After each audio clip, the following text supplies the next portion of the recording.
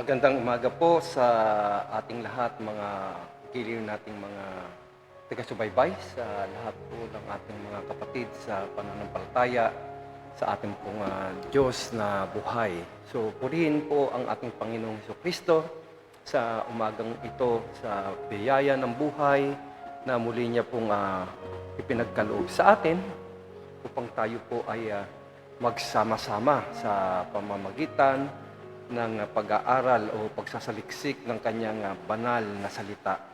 Upang sa pamamagitan po nito, mga kapatid, ay mas lalo pa tayong lumalim sa ating pananampalataya bilang Kristiyano at lumawak ang ating kaalaman patungkol po sa salita ng ating Diyos at maging matatag po ang ating pananampalataya. Ayun, samahan po ninyo ako, mga kapatid. Ngayon nga po ay araw ng Sabado, ang ating pong oras ay alas 5:52. Ngayon po ay May 25, 2024, araw ng Sabado. Ayan, so araw po ng pagpapahinga ngayon, ano? Kung kaya sa buong araw, yung weekdays, mula noong Lunes hanggang Biyernes ay tayo po ay nagtatrabaho. At ngayon po, Sabado hanggang kinabukasan, ay araw po ng ating pagpapahinga. Pero ganun pa man, hindi po tayo dapat tumigil o mapagod po sa pag-aaral ng salita ng ating Panginoon Diyos. Sapagkat ito po ay ibinilin sa atin ng ating Panginoong Jesucristo na tayo po ay mangaral, at tayo po ay mag-aral, tayo po ay humayo at magpahayag po ng kaligtasan sa pamamagitan ng pagtuturo po ng salita ng Diyos. Kaya mga kapatid, kung kayo man po ay nagpe-prepare sa umagang ito ng inyong almusal, ay gayon din po naman ay habang nagpe-prepare po kayo ng inyong mga labahan, ay maaga pa naman, ano? So, kayo po ay manatili pong umantabay at makinig po kung ano man po yung inyong ginagawa, at sa tulong po ng Banal na Espiritu, sa biyaya ng Diyos ay tayo po ay mag-aral, ano? Sapagkat tunay nga po ay kailangan po natin ito bilang baluti ng ating pananampalataya. Sapagkat ang laban po ay sa espiritual, gaya po ng sinabi ng aklat ng Ephesians, o sa sulat ni Pedro sa churches at Epheso, sa Ephesians, na ang laban po ay hindi sa laman, not with flesh and blood, but with the power and principalities in the higher places po, At gayon din po yung pagpapaliwanag o yung pagtuturo po ni Apostol Pedro na be sober, be vigilant, sapagkat ang ating kalaban ay tulad po ng isang leon na nag-aantay po sa atin na ibaba natin yung ating guard. So, sa pamamagitan po ng pagtuturo po ng salita ng Diyos, dito po ay makakakuha tayo ng mga aral, magiging giya natin as our moral compass as we travel, as we journey in the spiritual realms sa ating buhay bilang isang mananampalatayang Kristiyano. So, mga kapatid, tayo po ay dumako muna sa scripture reading. Yan. Magbasa muna po tayo ng passage natin sa umagang ito. At yung ating pong passage ay matatagpuan po sa Ebanghelyo ni Apostol John on chapter 13, verses 1 to 17. Yun po yung ating pong pag-aaralan sa umagang ito, yung scripture reading natin. So magkakaroon po tayo ng scripture reading, mga kapatid, at unahin po natin. Sabi po sa verse 1, mga kapatid, kung nakikita po ninyo sa inyong mga screen. Ayan.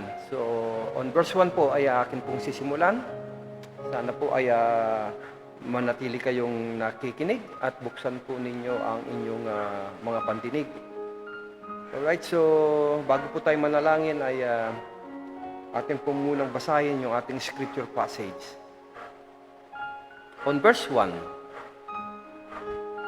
bisperas na noon ng Paskwa, Alam ni Jesus na dumating na ang panahon ng kanyang pag-alis sa daigdig na ito upang bumalik sa Ama.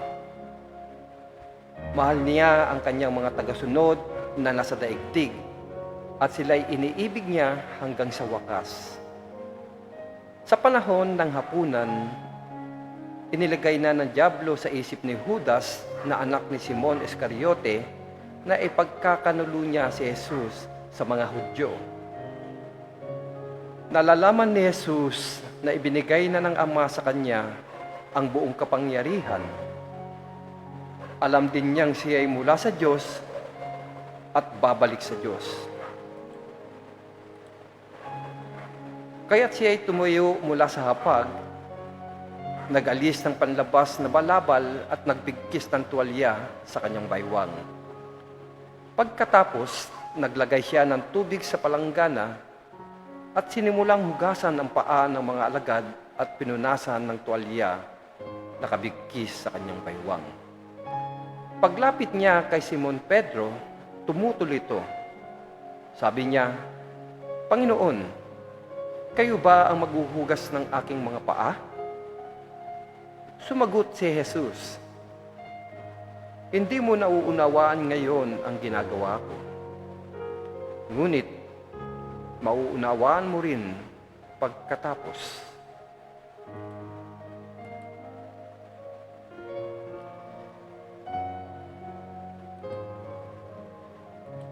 Muling nagsalita si Pedro, "Hinding-hindi ko pahuhugasan sa inyo ang aking mga paa." Ngunit sinabi ni Jesus, "Malibang hugasan kita, wala kang bahagi sa akin." Dahil dito'y sinabi ni Simon Pedro, "Kung gayon, hindi lamang ang mga paa ko, kundi pati na rin ang aking mga kamay at ulo." Sumagot si Jesus, "Ang nakapaligo na ay hindi na kailangang hugasan pa, maliban sa kanyang mga paa, sapagkat malinis na ang buo niyang katawan, at kayo'y malinis na, subalit hindi lahat." Dahil kilala ni Jesus kung sino ang magkakanulo sa kanya, sinabi niyang malinis na sila, subalit hindi lahat. Nang mahugasan na ni Jesus ang kanilang mga paa, muli niyang sinuot ang kanyang balabal at nagbalik sa hapag. Siya ay nangusap sa kanila, "Nauunawaan ba ninyo kung ano ang ginagawa ko sa inyo? Tinatawag niyo akong guro at Panginoon, at tama kayo, sapagkat ako nga iyon. Dahil akong Panginoon at guro ninyo, ay naghugas ng inyong mga paa, dapat din ninyong gawin ito sa isa't isa." Binigyan ko kayo ng halimbawa upang inyong tularan, pakatandaan ninyo, ang alipin ay hindi nakakahigit sa kanyang Panginoon. Niyang sinugo kaysa sa nagsugo sa kanya. Mapalad kayo kung nauunawaan ninyo ang mga bagay na ito at inyong gagawin.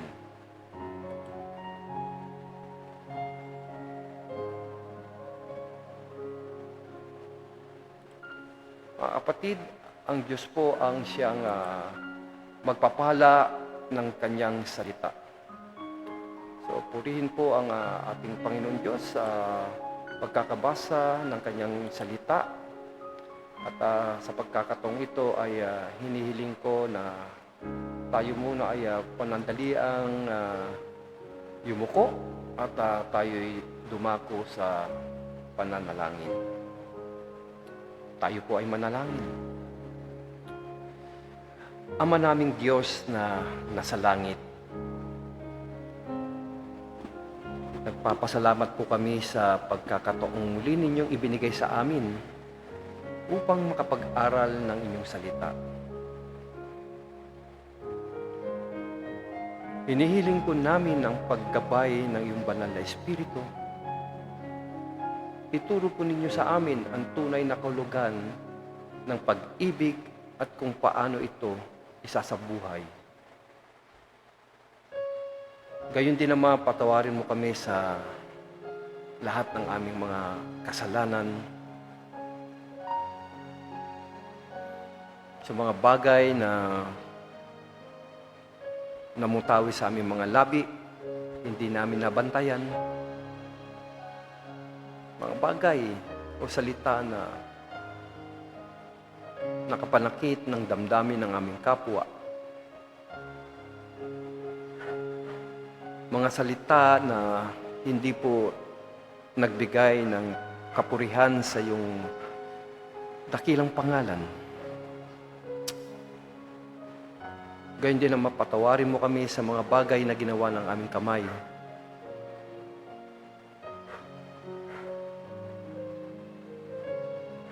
At sa mga lugar na pinuntahan o hinakbangan ng aming mga paa.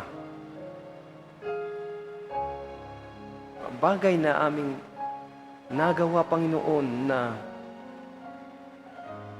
hindi po nagkapagbigay, Panginoon, ng pagpapala sa iyo.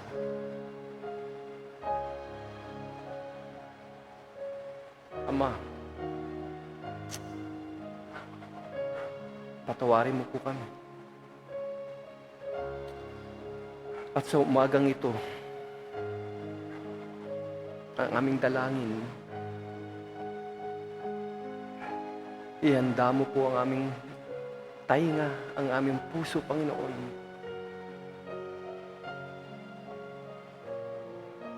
Bigyan mo po kami ng pangunawa sa mga bagay na aming pong tatalakayin, sa mga bagay, Panginoon, na pag-uusapan namin. Ikaw po ang magturo, Panginoon, sa amin. Mangusap ka sa amin sa umagang ito.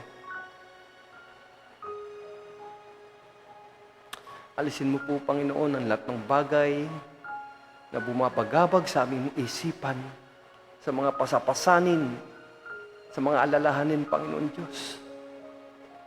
Pagkus sa umagang ito ay bigyan mo kami ng kapayapaan, Ama. Linisin mo po ang aming isipan, ang aming puso. At Lord God, sa pamamagitan ng iyong pagtuturo,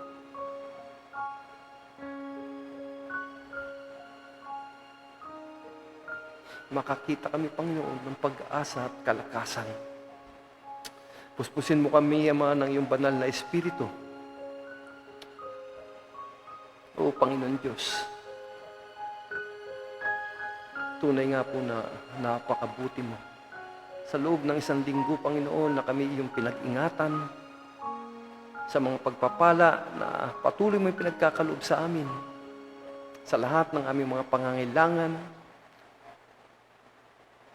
maging sa mga kasagutan sa aming mga panalangin. Kaya din, Panginoon, sa mga may karamdaman na iyo pong hinipo, Panginoon Diyos. Lord, nagpapasalamat kami sa iyo.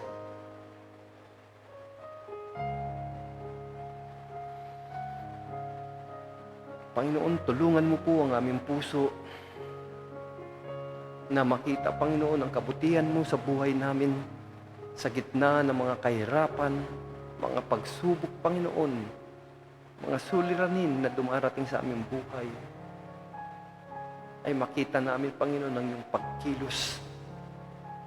Imulat mo, mga Panginoon Diyos, ang aming mga mata, Panginoon, sa iyong dakilang pagliligtas. Huwag mo sanang hayaan, Panginoon,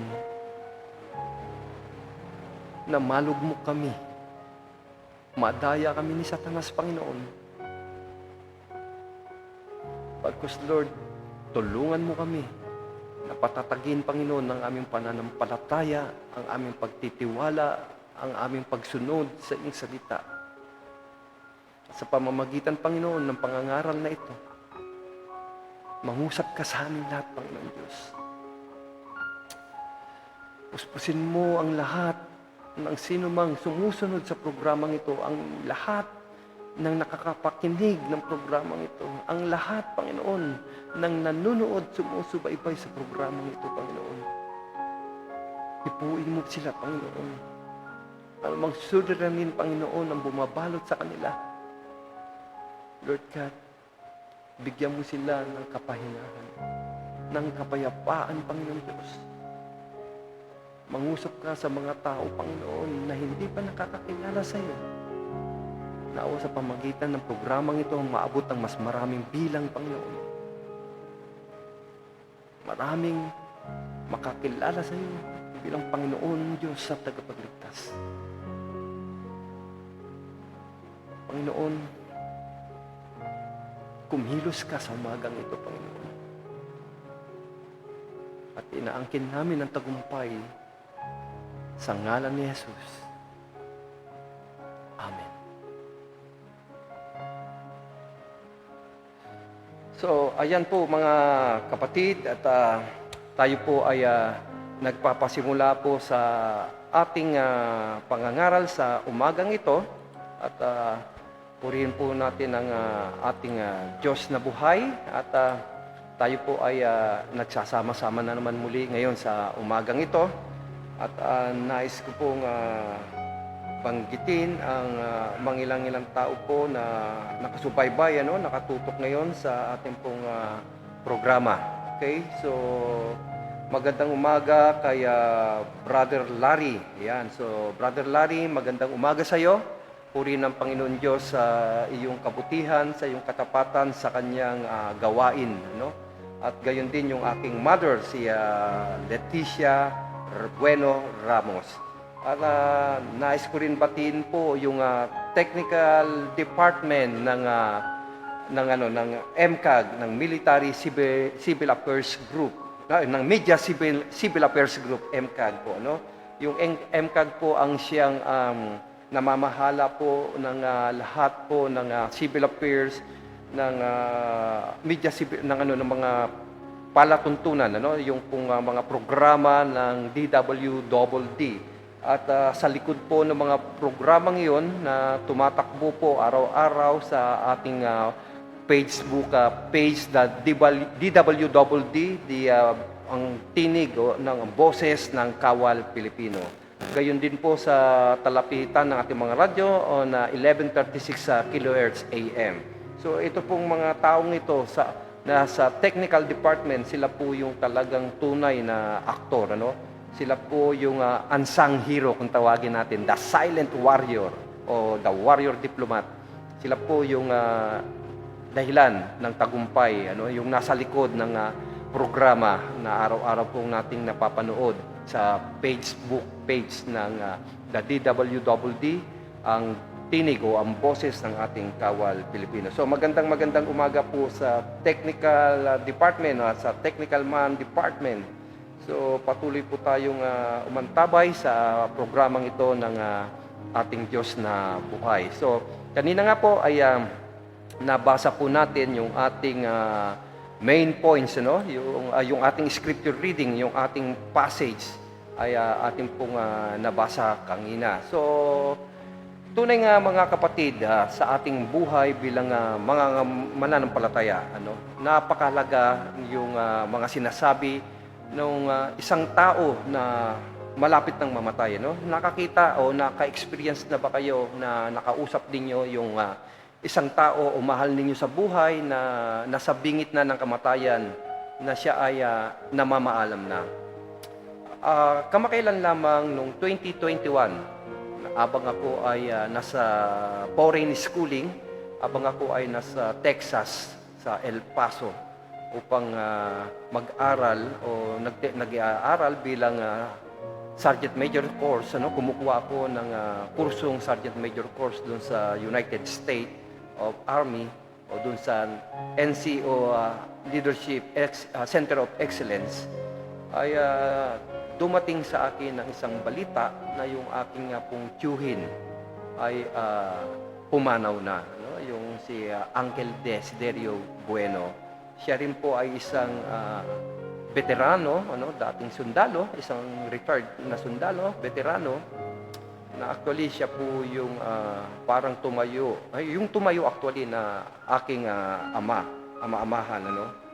So, siya ay namayapa na at naalala ko, bago pa lang ako umalis, ay tuwan-tuwa siya na ako ay magsa-sergeant major. Right? So, yung kanyang pangarap sa sarili niya na hindi niya nakuha dahil sa sakripisyo niya para sa kanyang pamilya, ay kumbaga ay ako ang tumupad. Okay, so may mga pagkakataon noon, nag-iusap kami tungkol sa pamilya, sa aking mga anak, at sa kanyang mga anak. So, yung kanyang mga tagubilin. At para bang nagsasabi na talaga siya na mamamaalam na siya. Pero may bilin pa siya sa akin noon eh. Habang nag-uusap kami sa telepono, nung siya ay nasa Veterans Hospital pa, na aabutan ko pa siya. Na ihintayin niya pa akong makagraduate, So, magkikita pa kami. So, pero alam ko na kino-comfort niya na lang yung sarili niya at kino-comfort niya na ako. Alam niyang mamamaalam na siya at siya ay pupunta na sa kamay ng ating Diyos, So, medyo malungkot yung parting yon. Pero kaya ko po naibahagi sa inyo yung istoryang yan at sapagkat mga kapatid, itong ating Panginoong Jesucristo, base dun sa ating pong binasa, on Book of John, on chapter 13, verses 1 to 17, bago naganap yung pangyayaring iyon, ay alam na ng Panginoong Jesucristo na siya ay malapit nang mamatay ng mga panahon na yon. So, nagpunta sila sa isang lugar, hindi sama-sama silang kumain, at habang sila ay nagpre-prepare, ay ang Panginoong Jesucristo po ay nagbigay ng mga habilin, nagbigay ng habilin. At pinaglingkuran niya yung kanyang mga apostol. Pinugasan niya yung mga paanan ng kanyang mga alagad. So, kung makikita niyo po mga kapatid, na ito ay premonition na, nagpapaalam na ang Panginoong Jesucristo sa kanyang mga alagad. So, yung mga taong malapit ng mga matay, ang mga huling habili ng isang taong mamamatay na ay naglalaman ng kanyang damdamin at saloobin. At ito ay pinapakinggan ng mga taong nagmamahal sa kanya. Katulad ng ating Panginoong Hesus, ang kanyang mga sinabi at ginawang paghuhugas sa paa ng kanyang mga alagad ay lubhang napakahalaga sapagkat ito'y naghahayag ng nilalaman ng kanyang puso. Sa sandaling yon, sa napangyayari habang hinuhugasan niya ang paanan ng kanyang mga alagad, o ang ating Panginoong Hesukristo, sa mga oras na yon, ay alam niya na aharap na siya sa kamatayan. Kung kaya, napakalaga na malaman natin ang tunay ng kalugan ng ginawang pagsisilbi o paghuhugas ng paanan ng mga alagad ng mga disipulo ni Kristo, yung ginawang paghuhugas ni Kristo sa paanan o sa mga paan ng kanyang mga alagad. Importante na malaman natin na ating aralin ano nga ba yung nais ipakita o nais ituro sa atin ng Diyos. Kung bakit nasa panahon at nalalaman niya na siya ay nalalapit na mamatay sa krus, ay hinugasan niya yung paanan. Ano yung mensahe na gustong ituro sa atin sa umagang ito ng ating Panginoong Jesucristo? At bilang isang mananampalataya o bilang mga mananampalatayang Kristiyano, mga kapatid, ano po yung kahalagahan ng paghuhugas ni Jesus sa paa ng kanyang mga alagad? So, yan po yung malaking tanong, Ano ba yung kahalagahan ng paghuhugas ni Kristo sa paanan ng kanyang mga alagad? So, basahin po natin, itong 3 point po. Una, ang unang bagay po, kung bakit hinugasan ng Panginoong Jesucristo yung paanan ng kanyang mga alagad. Ang una ay pangalawa sa pag-aalay ng kanyang buhay sa krus ng Kalbaryo para sa kaligtasan ng tao. Ang pangyayaring ito ay nagpapakita ng kabuuang sukat ng pag-ibig ni Jesus sa kanyang mga alagad. So yung kanyang paghuhugas ng paa nung kanyang mga alagad ay ikalawa lamang ito sa tunay na layunin ng pagsisilbi ng ating Panginoong Kristo, sapagkat higit na mahalaga sa lahat ay yung kanyang buhay na inalay niya sa krus ng Kalbaryo. So that is the ultimate goal, ano? Sa main goal po ng Panginoong Kristo, yung to offer His body, ano, doon sa cross at Calvary, ano, yung pag-aalay niya ng kanyang buhay. At ikalawa na lamang itong kanyang paghuhugas ng paanan ng kanyang mga alagad o kanyang mga apostoles. So, ibig sabihin, itong ginawa ng ating Panginoong Kristo, itong pangyayaring ito ay pagpapakita ng kabuuang sukat ng pag-ibig ng ating Diyos sa kanyang mga alagad. So, it is a manifestation, ano, it is an act of love. Hindi lamang sa inalay niya yung kanyang buhay para sa ating kaligtasan, dahil ang totoo nun ay gayon na lamang yung pag-ibig ng Diyos sa atin. Ano? So, itong paghuhugas ng paa ng ating Panginoong Kristo sa paanan ng mga alagad niya is an act of His love to His disciples. So, ibig sabihin, mga kapatid, ano, tayo ay talagang nasa puso ni Kristo. Ang laman ng kanyang puso ay ang bawat isa sa atin, ang bawat mananampalataya. Ikalawa, bago ang kamatayan ng Panginoong Hesus, ito ang pinakahuling aral niya na nakasentro sa pag-ibig. So, lahat, no, makikita natin on verse 14, on verse 15, it's all about love. Pero itong kanyang paghuhugas ng paa, it is an act, no, a manifestation of His love towards yung kanyang mga disciples, no?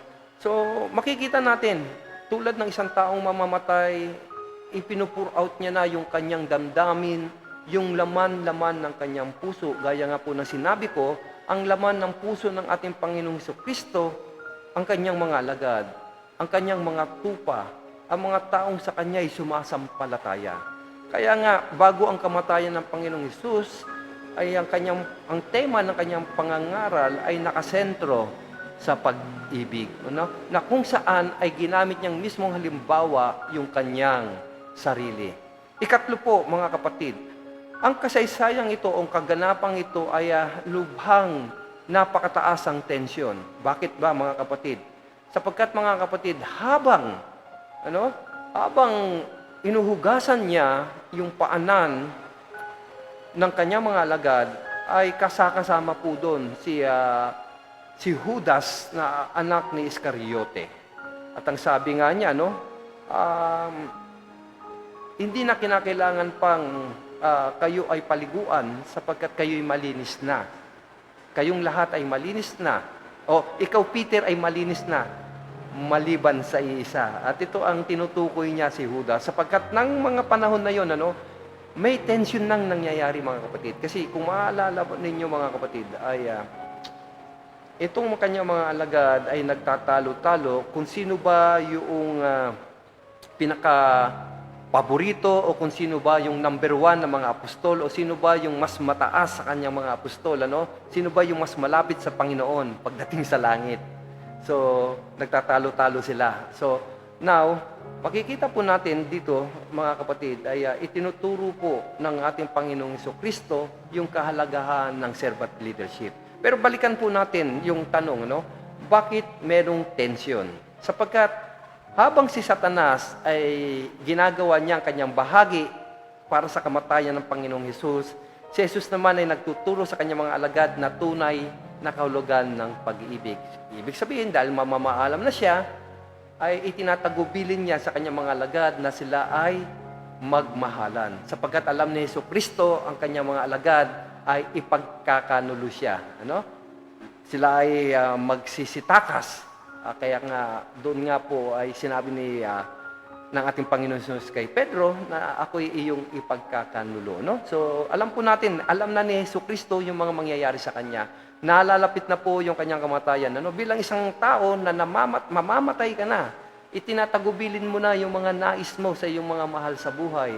At yung pag-aalala mo nga, na yung mga maiiwanan mo ay hindi pa handa. Kumbaga, paano ko na lang kung wala ako? Paano na mangyayari sa mga anak ko?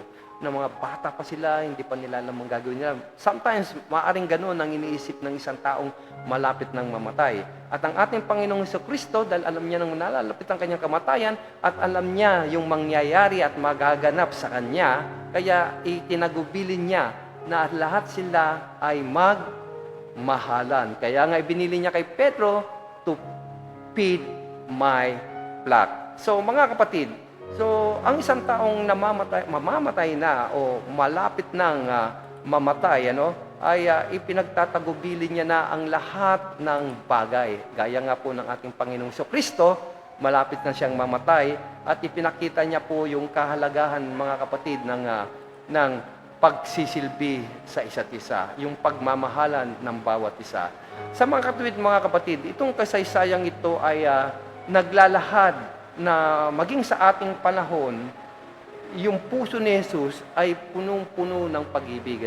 Sabi nga, for God so loved the world. So, kung titingnan po natin, ang pinakasentro po ng pagtuturo ni Kristo, hindi lamang yung kanyang paghahari, kundi yung pag-ibig ng Diyos towards yung kanyang mga alagad, yung kanyang mga tupa, yung bawat isang mananampalatayang Kristiyano.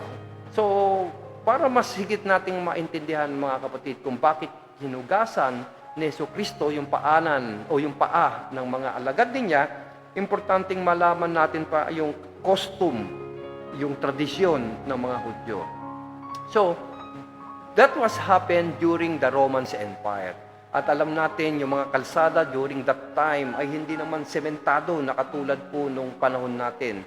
So, alam din natin na yung Israel, it's a desert, mas maraming mga disyerto, mabuhangin, baku-bakong mga daanan. Sa madaling salita, pag ikaw ay naglakad, ay yung paanan po natin, nakasandalyas lamang sila ng mga panahon na yon, ay sadyang marumi. Kaya pag ikaw po ay papasok sa loob ng isang tahanan, ikaw ay bisita, meron po silang nakahandang tubig para hugasan ang ating mga paa. Kaya kung maalala po ninyo, yung isang babaeng patutoy, patoto, yung kung sa panahon pa natin ngayon, yung nagbebenta ng aliw, si Maria Magdalena, pinangalanan na lamang nila si Maria, si Magdalena, na nagbebenta ng aliw, Kung maalala po ninyo, nang pagpasok niya sa kwarto, ay pinunasan niya ng kanyang luha yung paanan ni Kristo, Ang pinanghugas niya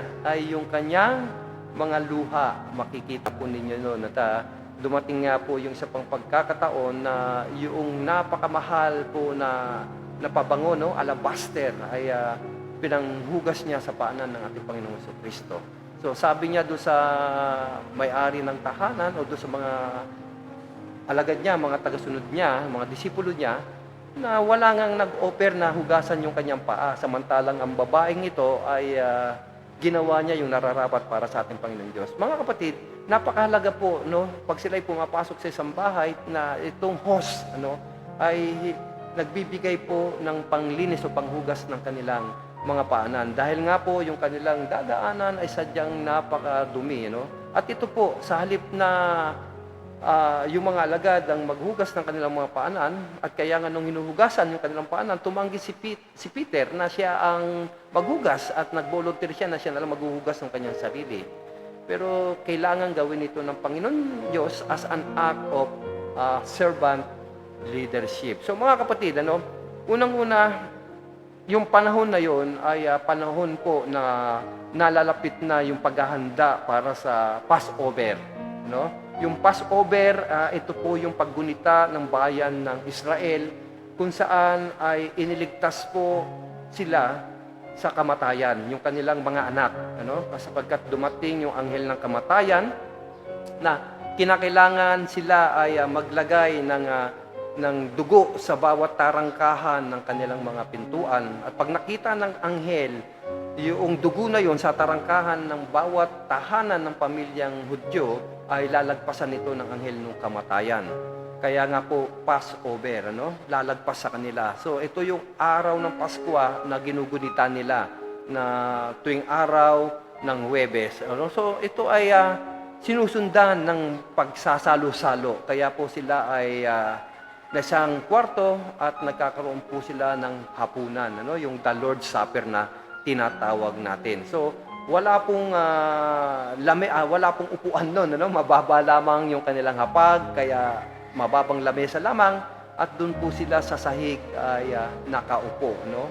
So, yung kanilang kinakain ay yung tinapay na walang lebadura, yung tawag po nila doon Arab bread, ano? Yun yung po kanilang pinaghahati-hatian, pinagpapasapasahan, ano? Kaya kung makikita po ninyo yung kanilang closeness, yung kanilang relationship. So, mga kapatid, no, I am trying to picture out po yung senaryo na nangyayari, no? Dahil sa isang lamesa sila, nakaupo po sila sa isang hapag at sama-sama po silang kumakain, ano? At habang sila po ay nasa hapag, itong ating Panginoong Jesucristo ay lumapit sa kanyang mga alagad, isa-isa niyang hinugasan ng kanilang mga paa. Kaya nga po, no, sabi po ng ating Panginoong Jesucristo, pagkatapos ay nagkaroon po ng pagtatalo-talo, no? Sila po ay nagkaroon ng pagtatalo-talo, yung mga alagad po ay nagtalo-talo sapagkat nais po ng bawat isa na maging pinakadakila sa lahat. Kaya po yan yung sinabi ko, no, kung sino po yung magiging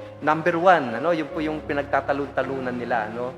So, sapagkat nais ng bawat isa na sila yung maging pinakadakila sa lahat. Subalit, sumunod dito, pagkatapos ng pagtalo-talo, sabi ng Panginoong Jesucristo, yung nais maglingkod ay siya po yung nahuli. At yung sinong gustong paglingkuran, siya po yung nahuli, no? So, sabi doon ng Panginoong Jesucristo na kung gusto mo maglingkod talaga, ay ikaw yung nahuli sa kaharian ng Panginoon Diyos. Ibig sabihin, importante po, hindi po talaga tayo po bilang mga mananampalatayang Kristiyano, hindi po tayo after dun sa position, kundi yung paglilingkod po. No matter what, hindi po tayo after dun. Do alam naman natin na lahat naman po tayo ay makakatanggap ng putong ng corona. Kung ito po, lahat ng ginawa natin ay ginawa natin ng taus-puso para sa ating paglilingkod sa ating Panginoong Jesucristo. So, to make the story short po, no, ay pagkatapos ng pagtatalo-talong yon ay hinugasan nga po ng ating Panginoong Jesucristo yung paanan o yung paan ng kanyang mga alagad. At dito sinabi ng ating Panginoong Jesucristo sa kanyang mga alagad na pati yung pagkakanulo sa kanya ni Pedro, no, na siya ay itatatwa ni Pedro at yung huling hapunan. So doon po sa pag na yon, doon po lahat nangyari yung mga bagay na yon, ano? At nung mga sandaling iyon ay alam po natin na nalalapit na nga po yung kanyang kamatayan. Gaya nga po ng sinabi ko kanina, ay panay pag-ibig po yung pangangaral o yung tema ng pagtuturo ng ating Panginoong Jesucristo. So mga kapatid, ay sa ating pong buhay, tayo po bilang mga mananampalatayang Kristiyano, importante po mga kapatid na tayo po ay magmahalan. Importante po tayo ay hindi po tayo naghahangad na tayo ay maging dakila o maging famous tayo sa ating kapwa, ano? Na tayo ay makita nila yung ating ginagawang kabutihan, no? Pagkamat sinabi ng Panginoong Jesucristo o sinabi ng Panginoon Diyos na patuloy tayong gumawa ng kabutihan sa ating kapwa. Pero ginagawa natin yon hindi para tayo po ay magmapuri, hindi po para tayo ay purihin ng sinuman, ano? Kundi upang ipakita yung leadership, yung humility na ginawa ng ating Panginoon Diyos. Sapagkat ito ay naglalarawan ng humility in leadership. Alam po natin, ang ating Panginoong Jesucristo, bagamat siya ay anak ng Diyos, ay nagpakababa upang tayong lahat ay abutin niya, no? Lahat tayo ay abutin ng Panginoon Diyos bilang kanyang mga alagad, ano? O bilang kanyang mga tagasunod. Yun po ang layunin ng Diyos sa ating buhay, mga kapatid. So, bilang mga tinawag ng Diyos sa kaligtasan, ay nararapat lamang na gayahin natin o tularan natin yung humility, yung servant leadership na pinakita po ng ating Panginoon. Number 1, humility in leadership. Knowing po mga kapatid na ang ating Panginoong Jesucristo, no, ang ating Panginoong Hesukristo, knowing His identity and authority, ay pinili niya na tayo ay pagsilbihan o hugasan yung paanan ng kanyang mga alagad. Pinili ng Panginoon Diyos that rather to be served, He serve us. So itong kanyang bagay, itong kanyang ginawa, it teaches us that yung tunay na pamumuno ay dapat it is grounded in humility and service. So ano pa man mga kapatid, dapat po yung nating tandaan, gaya ng ating Panginoon Hesukristo, this act of humility teaches us that true leadership is grounded in humility and service. Ikalawa po, itong ginawa ng ating Panginoong Hesukristo, ito ipagpapakita lamang ng modeling service.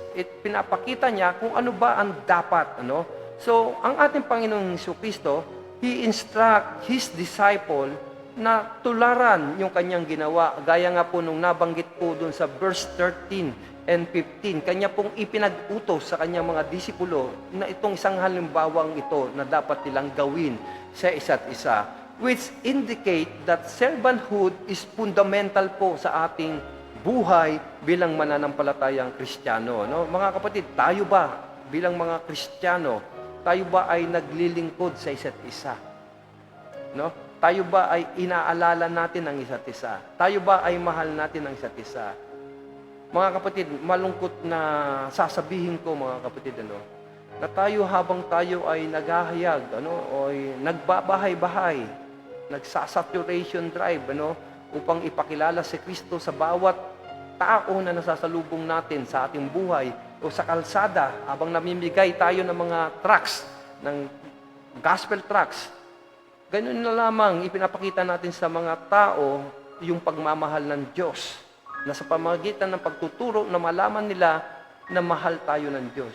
Subalit ang masakit na katotohanan sa isang iglesia, sa isang simbahan, pagka yung kapatid mo, yung mananampalataya, ay merong nagawa, o sabihin nating nanlamig, nanlamig, hindi na dumadalo ng simbahan. Seldom, hindi naman lahat, na merong nag-aalala sa isang tao na yun. Seldom na siya ay binibisita. Marami akong kilalang ganyang mga pastor, na dahil nga siguro sa kabisihan o yung mga kapatiran, na bakit ganun na lamang ang pag-abot natin sa hindi mananampalataya? Samantalang yung kay Kristo na nananlamig ay bihira nating akayin. Samantalang ang sabi ng Panginoong Hesukristo, kung inaakala mo ikaw ay malakas, ikaw ang pinakamagaling, ikaw na. Dapat gamitin mo yung kalakasan upang akayin mo yung mga kapatid mo na nanghihina. Gayon din po ang nais ipaabot sa atin ng Panginoong Hesukristo sa larawang ito o sa tagpong ito na kanyang ginagawa, na ipinag-utos niya on verse 13 and 15, na gawin nyo ito, na kayo ay mag-serve sa isa't isa. Ibig sabihin, servanthood is fundamental to Christian life. Mga kapatid, hindi ko naman nilalahat ng iglesia. Mayroon lamang bagay, minsan, nakakalimutan natin na yung ating mga kapatiran, na dumadanas ng matinding pagsubok sa kanilang buhay, na mas pinili pa nila minsan, yung feeling of guilt, na lumalayo sila. Kasi minsan, hindi natin maiwasan, lalong-lalo na sa mga bagong mananampalataya, na ang tingin nila pagka sila ay dumadaan sa matinding pagsubok sa kanilang buhay, ang akala nila ay makasalanan na sila, na pagka nakagawa sila ng kasalanan, akala nila ay talagang hindi sila mahal ng Diyos, na sila ay pinarurusahan ng Diyos. Hindi natin masisisi, mga kapatid, na hindi po tayo sabay-sabay ng maturity when it comes to yung level of spiritual maturity. Pero bilang mga Kristiyano, we are obliged na tulungan natin yung bawat isa. Na batain natin ang bawat isa. Kanlungin, buhatin natin ang bawat isa. Kaya nga po mga kapatid, kung meron kayong mga kapatiran na matagal nang hindi nyo nakikita, ay wag naman po ninyong ibigay lahat sa pastor ninyo yung pagbibisita. Lalong-lalo na sa mga men, sa mga diakono, ay kayo po ay katuwang ng inyong pong pastor na bisitahin ninyo yung mga kapatiran na hindi na po ninyo nakikita o nakakasama sa iglesia. Mahirap po kasi yung mga kapatid, tayo ay hindi naman masama, dapat naman talaga na tayo humayo at abutin ng mas maraming bilang para kay Kristo. Nakakalungkot nga lang isipin kung sino yung kapatid mo na kasama mo dati na umahayo ay nawala na sa iglesia. Para bagang hindi tayo nakikitaan ng pagmamahal towards them, na bisitahin natin sila. Minsan binibisita natin, pero pag hindi natin nadala sa unang pagbisita, ikalawang pagbisita, parang nawawalan na tayo ng gana na muli natin silang bisitahin. Ang tanong, ipinanalangin mo ba ang pamilyang ito? Ipinanalangin mo ba ang kapatid na to? Inalam mo ba ano ang dahilan kung bakit wala na ang pamilyang ito? Nakakalungkot isipin, minsan ang isang miyembro na wala na doon sa isang iglesia, para pag yung isang pastor. May pastor na ganito na sa halip na alamin niya, puntahan niya yung kanyang member kung bakit hindi na umaten. Ay, binaliwala, hindi man lang binisita. Marami akong kilalang pastor na ganyan, meron akong kapatiran na ganyan, merong sakit, hindi nakakadalo. Mano ba naman yung the mere presence ng mga diakono o kahit sino man lang sa iglesia, wag na lang din yung pastor, bisitahin man lang. Pero mas mabuti sana kung yung pastor ang bibisita, mag-alamin man lang, bisitahin man lang yung may sakit niyang member. Much more, yung merong pangyayari sa iglesia na hindi pagkakaunawaan. Dapat ito ay maging ugali ng pastor. Na kahit tama yung pastor, kahit tama ka na bilang isang pastor, dahil you are the man of God, at yung meron kang isang miyembro na meron kayong hindi pagkakaunawaan o alitan, bilang isang pastor, it is your duty and responsibility na akayin mo, na puntahan mo yung member mo, baka sakaling mawin mo yung kanyang kaluluwa. Kaya nga sabi sa Bible, kung merong erring na kapatiran at na-win mo yung kanyang kaluluwa pabalik sa Diyos, it is counted for you. Di ba mga kapatid? Pero gaya ng sinabi ko kanina, hindi lamang ito trabaho ng isang pastor, trabaho ng bawat mananampalataya ito. Pero kung titingnan natin ang ating Panginoong Jesucristo, kung siya nga na ating Panginoon, ay ginawa niya yon, how much more ikaw kung ikaw ay pastor? How much more kung ikaw isang diakono? How much more kung ikaw isang kamanggagawa? How much more ikaw ay Kristiyano? So, importante po ito. It's an act of humility. Ikalawa, ang ating Panginoon Jesucristo, it is a modeling service. Kaya nga, inutos niya sa bawat isa. Sabi niya, I have set you an example that you should do as I have done for you. Sabi niya po sa verse 13, hanggang 15. So mga kapatid, madalas po sinasabi natin sa ating kapwa mananampalataya na mahal kita. Ang Diyos ay pag-ibig. Pero ito ba ay ipinapakita natin? Ito ba ay nararamdaman ng bawat mananampalataya? Mga kapatid, ang ating Panginoong Jesucristo po, yung kanyang ginawang paghuhugas ng paanan ng mga alagad ay it a show o it is a love in action. It is a love in action. By washing the feet of his disciple, including itong si Judas Iscariote na magkakanulo sa kanya, Jesus, our Lord, demonstrate yung unconditional love and forgiveness. Ang problema po minsan sa mga pastor, pagka mayroong isang o isang miyembro ng iglesia na hindi po sumang-ayon doon sa kanyang nais na mangyari, sapagkat he is kasi ang Panginoong Jesucristo ang head of the church, at tinatawag na itong mga pastor na ito ay kumbaga sila po yung inappoint ng Diyos. Mga kapatid, sa lahat po ng pastor na nakikinig po ngayon, tinawag ka ng Diyos para maging pastor ka. Inilagay ka ng Diyos sa iglesyang yan bilang pastor. Hindi yung mga tao ang tumawag sa'yo. Ang Diyos ang tumawag sa'yo. And therefore, wala kang dapat ikatakot na ikaw ay aalisin, na ikaw ay patatalsikin ng member mo. Bagamat may nangyari yan, may alam ako niyan na isang member at ngayon po ay nagpapastor na. Ewan ko kung nagkaayos sila nung dati niyang pastor. Ano?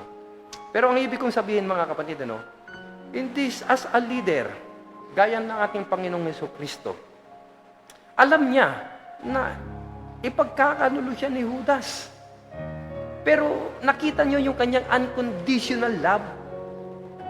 So bilang mga pastor, kahit meron pa sa member mo na minsan ay hindi sumasang-ayon doon sa plano mo na mangyari dahil bilang bahagi ng iglesia ay meron siyang nakikita na isang bagay na maganda. Alam niyo po, ito po ang masakit na katotohanan. Ngayon po ay laganap po yung tinatawag po na multi-level marketing.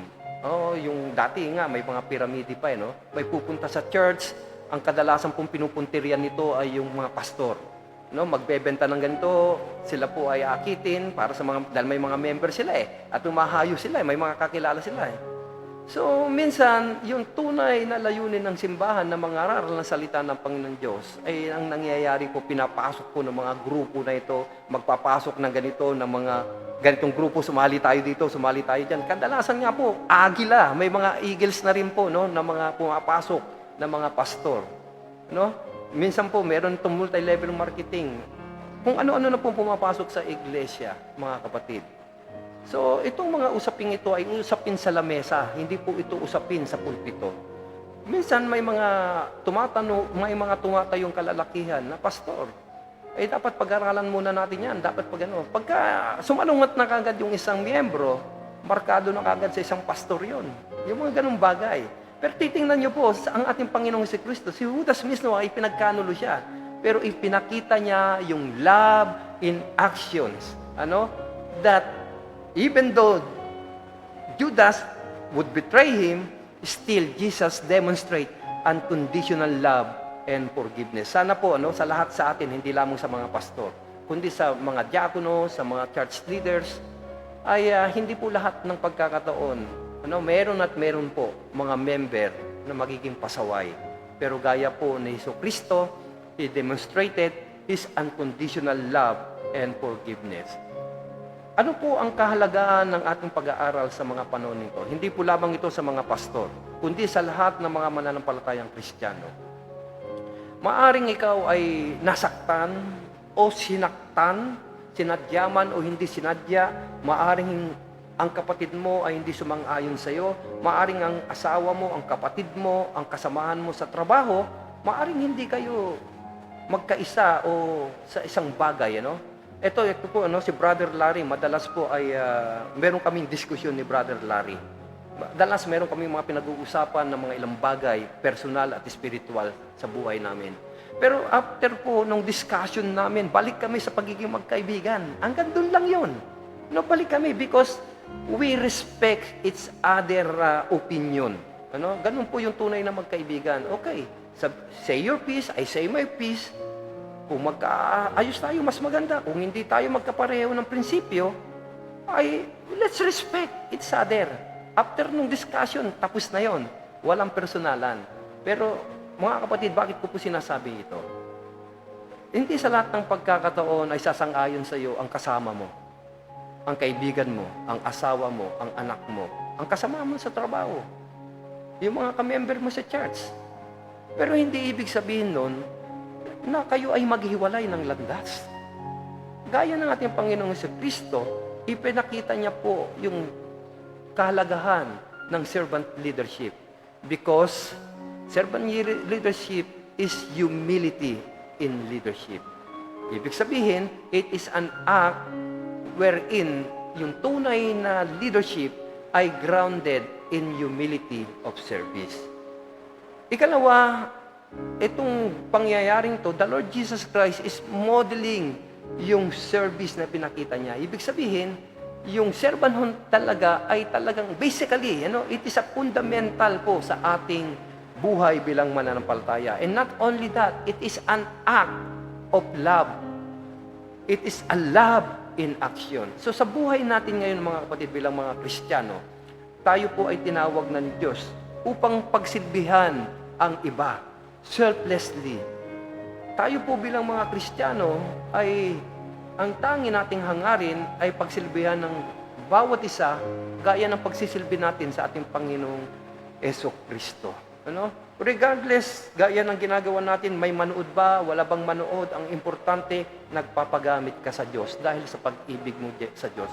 Gaya ng ating Panginoong Jesucristo, alam niyang ipagkakanulo siya, alam niyang ibebenta siya ni Judas, alam niyang iiwanan siya ng mga apostol, alam niyang pagkakanulo siya ni Peter, but still, ipinakita niya yung pagmamahal na dapat ay isa buhay natin. So mga kapatid, this could be maaring a simple act of kindness sa bawat isa. Maaring ito yung pagbo-volunteer natin sa church service, sa community, o maaring yung pag-offer natin ng tulong sa ating kapwa, no? Kung kailan kinakailangan na niya tayong lahat. Yung by showing of affection, showing of empathy towards other, even yung mga sa community. So, sa ating mundo na ginagalawan natin ngayon, in a world that kung saan ay mas ang gusto ng tao ay yung magkamal ng maraming salapi, yung magkaroon ng kapangyarihan, yung siya ay makilala at matanghal. Pero kung makikita po natin, gaya nitong mga apostol na to, sila ay nagtatalo-talo kung sino ba ang great sa kanila. Sino ba yung kikilalanan? Sino ba yung itatanghal sa kanila? Sabi ng Panginoong Jesucristo, kung gusto mo maglingkod sa akin, ikaw yung pinaka-mababa. Because a servant ay yung pinaka-mababa. Huwag kang maghangad na ikaw yung pagsisilbihan. Bagkos ang hangarin mo ay yung ikaw ang magsilbi. Ibig sabihin, hindi importante dito yung power. Hindi importante dito yung prestige. So, ang importante dito, ikaw, yung puso mo as a servant of the Lord Jesus Christ to serve others for the Lord. So, yun po ang importante dito, yung pinapakita ng Panginoong Jesucristo. Yung kanyang example na ipinakita sa pamamagitan noong kanyang paghuhugas ng paanan ng kanyang mga alagad. So, ang pag-ibig, mga kapatid, yung pag-ibig ni Kristo, o tayo bilang mananampalatayang Kristiyano, ang pag-ibig ay nahahayag sa pamamagitan ng paggawa o pagsisilbi natin para sa isa't isa. Kaya nga, sabi niya on verse 1 hanggang 5, mahal niya ang kanyang mga tagasunod na nasa sanlibutan at gayoy ipakikita niya o ipinakita niya kung hanggang saan ang kanyang pag-ibig sa kanila. Ibinigay niya yung kanyang kasarili, yung kanyang buhay, at ipinakita niya siya bilang Diyos ay nagsilbi sa atin sa halip na tayo ang magsilbi sa Kanya. So sa mga talata pong ating nabanggit kanina, ay pinapakita lamang ng ating Panginoong Hesus kung hanggang saan ang kanyang pag-ibig sa kanyang mga alagad o sa bawat isa sa atin na kanyang mga tupa. Kaya nga mga kapatid, ang sumunod na ginawa ng ating Panginoong Jesucristo sa kabuuan po ng istoryang ito ay isa pong pagpapatunay at pagpapahayag po ng kanyang pag-ibig towards the church.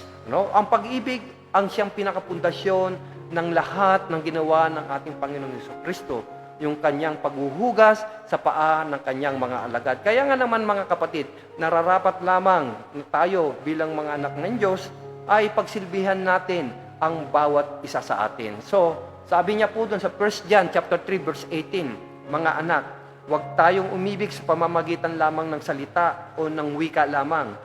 Sa halip, ipakita natin ang tunay na pag-ibig sa pamamagitan ng paggawa o pagsiserve sa ibang tao. So, paano natin isa sa buhay?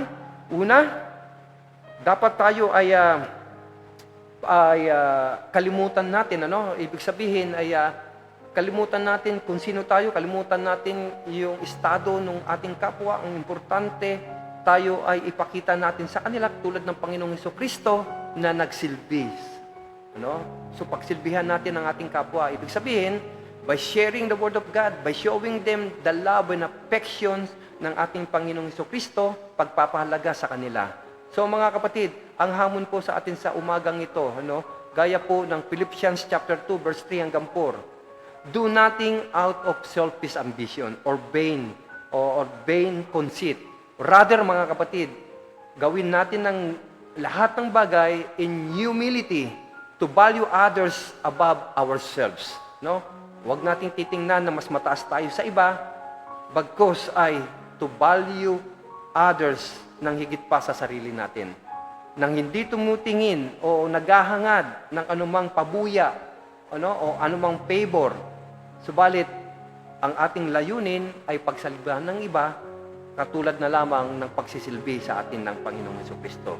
Gayon din, sabi po on Matthew chapter 20, verse 26 hanggang 28. Ang sabi nga ng Panginoon doon, gaya ng pagtatalo ng mga alagad, na kung sino man ang nais na siya ay maging, whoever wants to become great among you, must be your servant. So, ibig sabihin, kung nais mo talaga na ikaw ay maging great, maging famous, well, you have to serve them. Sapagkat sa kaharian ng Panginoon Diyos, you will be recognized by the Lord. So, Matthew 20:26 verse 28, whoever wants to become great among you must be your servant, and whoever wants to be first must be your slave.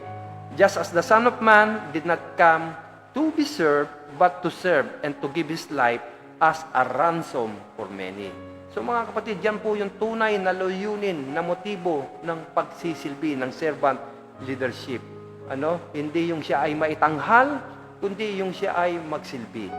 Gayon din naman ang sinabi ng 1 Peter chapter 4 verse 10. Bawat isa sa atin, each of you should use whatever gift you have received from the Lord to serve others as a faithful steward of God's grace in its various forms. So lahat tayo, sabi po ng Ephesians, ay pinagkaluban ng kanya-kanyang gifts. May kanya-kanya tayong gifts. Kaya nga po, sabi ng 1 Peter chapter 4 verse 10, itong gifts na ito na binigay sa atin ng Panginoon Diyos ay gamitin natin bilang isang tapat at tagapangalaga o tagapag-ingat ng God's grace to serve one another. So mga kapatid, yung gifts po na pinagkaloob sa atin ng Panginoon Diyos ay gamitin po natin yon to serve one another. Hindi po para po sa ating pansariling kapakanan. So yan po yung tunay na layunin ng ating Panginoong Jesucristo. Servant leadership, it is an act of His love. It is an act of His love.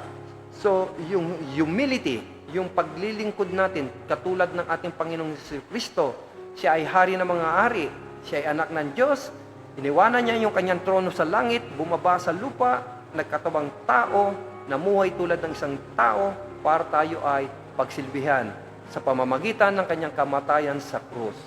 So, ito pong servant leadership, it is fundamental in our leadership. Bilang isang leader, dapat po yung ating leadership, it is grounded in humility. Again, yung leadership po ay dapat grounded in humility. Kaya sabi niya, bilang mga Kristiyano, gaya ng ating Panginoon Jesucristo, dapat tayo po yung role model. Again, mga kapatid, tandaan natin tatlong bagay. Unang-una, yung leadership, it should be grounded in humility. It is very basic. It is the fundamental of leadership. Ibig sabihin, as a leader, bilang isang pinuno, maaaring sa simbahan o sa secular na buhay mo, dapat yung pamumuno mo is grounded in humility na gaya ng ginawa ng ating Panginoong Jesucristo. Ikalawa po, tayo po bilang mga Kristiyano, bilang mga leader, tayo po yung role model. As a role model, gayahin po natin yung ginawa ng ating Panginoong Jesucristo, yung servanthood leadership. Ikatlo, sa lahat po ng mga bagay na ito na pinakita ng ating Panginoong Jesucristo, yung paghugas niya ng paa ng kanyang mga alagad, it is love in action. It is a manifestation ng pag-ibig ng Diyos sa atin na dapat din ay gawin natin sa ating kapwa. So bilang mga Kristiyano, nararapat lamang po na ating pong gayahin ang ating Panginoon. Kaya sa ating paglilingkod, hindi po tayo naglilingkod because of our selfish ambition. Para tayo ay matanghal o makilala. So, rather, in humility, ay pahalagan natin po yung ating pong pinaglilingkuran, yung ating mga subordinate. At wala pong hidden agenda o interest, kundi ang interest lamang ng ating Panginoon Diyos. Ikalawa po uli, sa ating panahon ngayon ay apply natin ito, huwag natin pakaisipin na mas magaling tayo sa iba. Alam po natin yung Diyos, ang ating Panginoong Hesukristo, siya ay anak ng Diyos, nagpakababa. Kaya huwag natin iisipin na mas magaling tayo sa iba. Bagamat, gamitin po natin yung gifts na pinagkaloob sa atin ng Diyos para paglingkuran ang iba. So mga kapatid, diyan po tayo nagtatapos sa ating pong pangangaral sa umagang ito. Lagi nating alalahanin na yung ginawa ni Kristo na paghuhugas ng paa ng kanyang mga alagad ay isa pong aral na lahat po tayo ay gampanan natin yung ating tungkulin ng may kababaang loob bilang isang serbisyo natin para sa ating Panginoong Hesukristo, and that is because of love of the Lord Jesus Christ towards the mankind. So, habang ginagaya natin yung kanyang halimbawa na ipinamalas niya bilang mga lingkod ng Diyos, let's serve one another in the church, in our family, in the community, reflecting the heart of Christ sa lahat ng bagay na ginagawa natin. So, tayo po'y manalangin. Panginoon Diyos, amang makapangyarihan sa lahat. Lord God, maraming salamat, Panginoon, sa iyo sa iyong pangangaral sa umagang ito, Panginoon, na pinaalala mo sa amin, Panginoon, na ikaw, bagamat isang Diyos, iniwanan mo yung trono sa langit, Panginoon, sa iyong kaharian. Bumaba ka ng lupa, nagkatawang tao, namuhay tulad ng isang tao, Panginoon, isang hari ng mga hari, mas piniling ipanganak sa sabsaban, Lord God, kaysa dun sa mga mararangyang hotel. Mas pinili mo na doon ka sa sabsaban because para ipakita sa amin, Panginoon, na ikaw ay iniwan mo ang lahat ng karangyaan ng iyong kapangyarihan, ng iyong pagiging Diyos. Hinubad mo, Panginoon, para makasama kami, Panginoon, upang kami, Panginoon, ay mailigtas mo sa aming pagkakasala. Ito ay isang hayagang pagpapakita ng iyong kababaang loob, ng iyong pagpapakumbaba na dapat kami bilang mga anak mo na tinawag mo sa kaligtasan ay nararapat lamang na ipamuhay ang kababaang loob na ito. Maraming salamat, Panginoon, dahil ikaw po ang nagpakita ng tunay na dapat naming gawin, Panginoon, and that is to serve one another, Panginoon. You are our role model, and we are ought, Panginoon, na ipamuhay namin yung bagay na itinuro mo, Panginoon, at yan nga po, Panginoon, ay yung maging servant leader, Panginoon, para sa ibang tao, Panginoon. Gayun din, Panginoon, maraming salamat, Panginoon, na tunay nga, Panginoon, na bagay na ito lahat, Panginoon, kung kami ay tunay na lumalakad sa iyong salita, ay dapat makita ka sa amin, makita ang iyong pag-ibig sa amin, yung empathy namin towards one another, Lord God, na wag naming iisipin na mas magaling kami sa bawat isa, Panginoon. Bagkos, yung talent na pinagkaloob mo sa amin, na kami tinawag mo, Panginoon, sa pangunguna ng Banal na Espiritu, ay gamitin namin, Panginoon, para ang lahat, Panginoon, ay makakilala sa iyo, Panginoon, at makita nila, Panginoon, yung pag-ibig mo, yung pagmamahal mo sa kanila, Panginoon Diyos. Lord, patawarin mo kami, Panginoon, minsan ay nagiging pasaway kami sa aming church leader, sa aming pastor. Minsan, Panginoon, ay may mga bagay kaming hindi na pagkakasunduan, pero sana, Panginoon, yung mga bagay na ito ay hindi magiging dahilan upang kami, Panginoon, ay mawala sa iyong kalooban. Pagkus, Lord, naniniwala kami, Panginoon, that you endow us different talent, Lord, na magamit namin, Panginoon, for the exhortations of your name, to exhort one another, and to edify one another, and to exalt your name, Lord God. Magpalakas ang bawat isa, to serve as an exhortations, and to edify the body, Lord God. Hindi para sabihin na mas magaling kami sa bawat isa, Panginoon. Hindi sabihin na mas magaling kami o matalino kami sa bawat isa, Panginoon. Kundi, Lord, yung gifts na ginamit, na binigay mo sa amin ay gamitin namin, Lord, for the furtherance of your ministry, Lord God. And there is power, there is unity in diversity, Lord God. And Lord God, I pray for those pastors, Lord God, na nawa, Panginoon, ay makita nila yung gifts ng bawat member nila, Panginoon, and to leverage on it, Panginoon. At bless them, Lord God, sapagkat ikaw ang tumawag sa kanila, Panginoon, na hindi nila makitang threat, Panginoon, yung kanilang diakono o yung mga man sa church. Sana hindi nila makikitang threat ito sa kanilang leadership, but bilang tulong, Panginoon, na inilagay mo sa simbahan. Sapagkat, Lord, ikaw ang tumawag sa amin. Ikaw ang naglagay sa amin sa iglesia. At ikaw din po, Panginoon, ang tumawag ng mga pastors. At ikaw lang ang mag-aalis ng mga pastors, Lord. Kaya dapat, Lord, maalis sa isipan ng sinumang pastor, Panginoon, na yung mga diakono o yung mga men sa church nila ay magiging threat sa kanila. Bagkus, Lord, it is a gift, Panginoon, coming from you, Lord God. Alisin mo sana yung espiritu, Panginoon, na ganun, Panginoon, sa mga mangilan-ngilang pastor, Panginoon. At gayon din naman sa mga kalalakihan, Panginoon, na huwag silang maging mayabang. Alalahanin nilang may pastor sila na iyong inilagay, Panginoon, at magpasakop sila, Panginoon. Sa ganitong bagay, Lord, at magkakaroon, Panginoon, ng humility, magkakaroon, Panginoon, ng cohesiveness, Lord, sa isang church na tinisign mo. At nawa, huwag mong hayaan si Satanas na gamitin yung mga pangyayaring ito upang ma-divide ang yung church, Lord God. Panginoon, may mga bagay na nangyayari sa amin na mahirap naming maunawaan. Subalit sa tamang panahon, Panginoon, ay pagkakaloob mo ay maintindihan namin ito. Isang bagay lamang ang natutunan at nalalaman namin sa umagang ito, na dahil sa iyong dakilang pag-ibig, Panginoon, bagamat ikaw isang Diyos, ay mas pinili mo, Panginoon, na ikaw ay magsilbi kaysa ikaw pagsilbihan.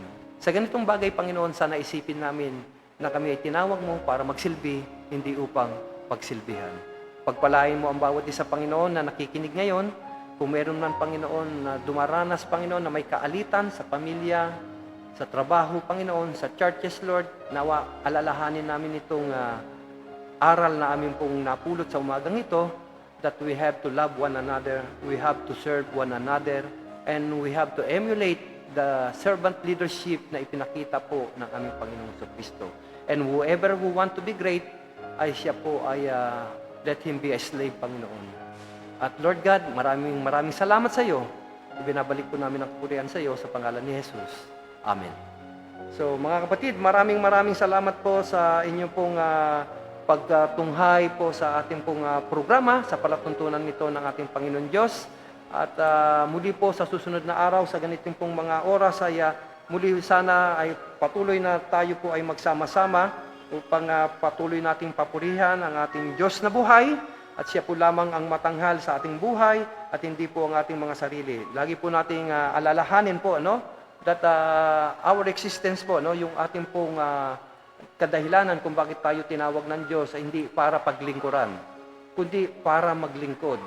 So, kaya nga po mga kapatid, at huwag natin pakaisipin na tayo ay mas magaling. Bagkus, yung talent na binigay sa atin ng Diyos ay gamitin natin para to serve one another. At alam po natin that your labor is not in vain. And in due time, in God's time, haharap tayo sa Kanya to receive po yung ating pong mga gifts dahil po sa ating ginawa pong pagsisilbi sa ating Panginoon. Okay, so magandang umaga po sa ating mga giliw na taga-subaybay, sa ating mga kapatid, gaya po ni Brother Arnel Cariaga. Maraming salamat po sa iyo, at tunay nga po na patuloy tayong mag-aral ng salita ng Panginoon, Brother Cariaga. Ganyan din po kay Brother Samuel Tayawa, classmate. Magandang umaga sa iyo. Kailan ba tayo pupunta kaya Sergeant Major Marcelino? Ay panalangin pala natin si Master Sergeant Marcelino po, na siya po ay nagkaroon po siya ng stroke at sinugod po sa Beluna. So, yes, we claim po, at panalangin po natin si Brother Marcelino. Mamaya panalangin po natin siya. At gayon din, good morning po kay Marieta San Pedro. Yes, good morning sa iyo. At gayon din po, nakikiramay po tayo sa kapatid na si Al Christian, si Sergeant Habelio, namatay po yung kanyang ama-amahan. Okay? At gayon din po sa classmate natin, classmate ko si Brother Edison Peñalosa. Maraming salamat sa iyo, at sa aking mother, si Leticia Ramos, at sa aking kapatid sa Panginoon Diyos, si Brother Larry Ariola. Sa lahat po ng tumutok po, at sumubaybay sa programang ito, maraming salamat po sa inyo mga kapatid. Ang Diyos po ang magpapala sa inyo. At yun nga po, ipanalangin po natin lahat ng may sakit. Tayo po yung manalangin. Dakilang Diyos, maraming salamat sa iyo, Panginoon, sa opportunity na ito, Panginoon, na pagsilbihan ka. as a privilege, Lord, to pray for our brother in the Lord. Lord, we have Brother Marcelino na itinakbo, Panginoon, sa Beluna nung isang araw, Panginoon, dahil siya po ay na-stroke. Panginoon, we pray, Lord God, na gamitin mo itong pagkakataong ito upang makakilala sa iyo si Brother Marcelino. And also, Lord God, we pray na mabisita ko po siya one of this day, Lord God, na maipanalangin po sa iyo si Brother Marcelino. And Lord God, at this very moment, Lord God, we pray, Lord God, na igawad mo sa kanya yung kagalingan, i-revive mo, Panginoon, yung kanyang laman, i-revive mo yung lakas ng kanyang buto, Panginoon. Gamitin mo po yung mga gamot na tinitake niya, at ikaw po ang magbigay ng magaling na doktor sa kanya, sapagkat ikaw po ang pinakamagaling na physicians, Lord God. Ikaw po yung dakilang manggagamot, Lord God. At kung iuutos mo lamang, Lord God, gagaling si Brother Marcelino. Kaya dalangin po namin yung kanyang speedy recovery, Lord God. At through faith, Lord God, naniniwala kami, Panginoon, na wala pong imposible sa iyo, Panginoon. Kaya, Lord, we pray for Brother Marcelino and also for Brother Egay Sahagun, Lord God. Anumang karamdaman na meron siya, Panginoon, yung kanyang speedy recovery, Lord, we claim that, Lord God. Lord, dinggin mo yung panalangin ng iyong mga anak, Lord God. At Lord, magsilbing kalakasan, Lord, na yung himala na ginagawa mo araw-araw sa amin, sa pakikinig mo sa aming mga pananalangin, Lord God. And we claim that, Lord, that's an answered prayer in Jesus' name. Amen.